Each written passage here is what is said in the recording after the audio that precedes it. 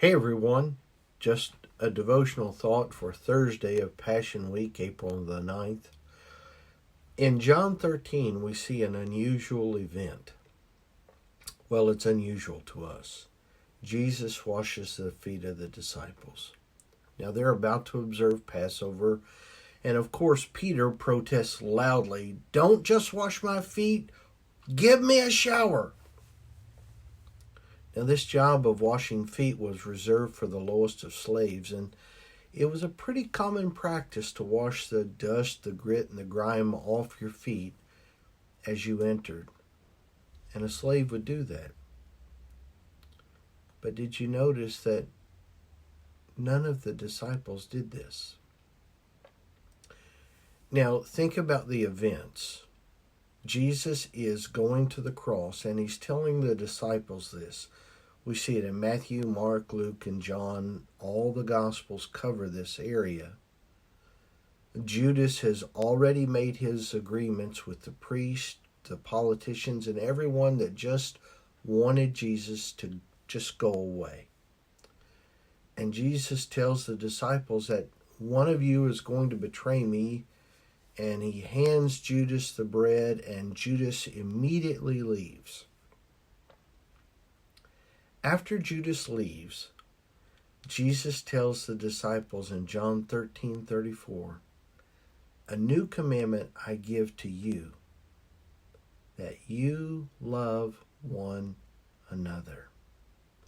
As I have loved you, that you also love one another. By this all will know that you are my disciples, if you have love one for another."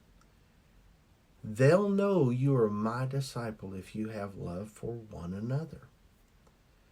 Now, notice what Jesus didn't say. He didn't say, they're going to know you are my disciple if you give a bunch of money. He didn't say, they are going to know that you are my disciple if you go to the right kind of church or if you read the right Bible.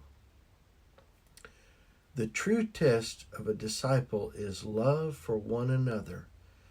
That love, that word there is defined as agape. It's the root word, and it means the goodwill toward others.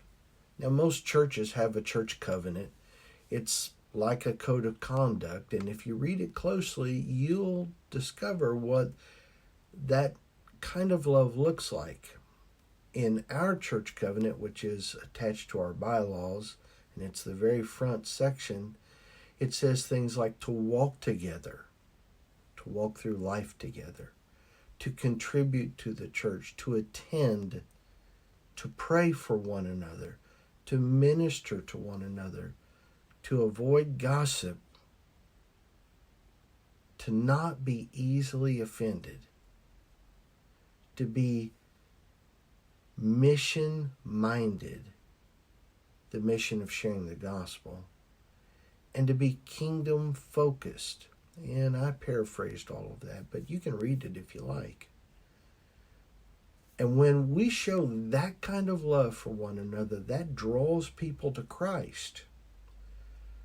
And when we do the opposite things, when we just blow off church for whatever reason, when we gossip or we participate in gossip or we complain about people and church and I don't like this or I don't like that, when we're easily offended, when we're focused on getting my needs met, is it any wonder that people think that the church is irrelevant? Remember, these are some of Jesus' final words before his horrific physical death. And a person's final words carry weight. They mean something. Maybe we should look more closely at what loving one another looks like.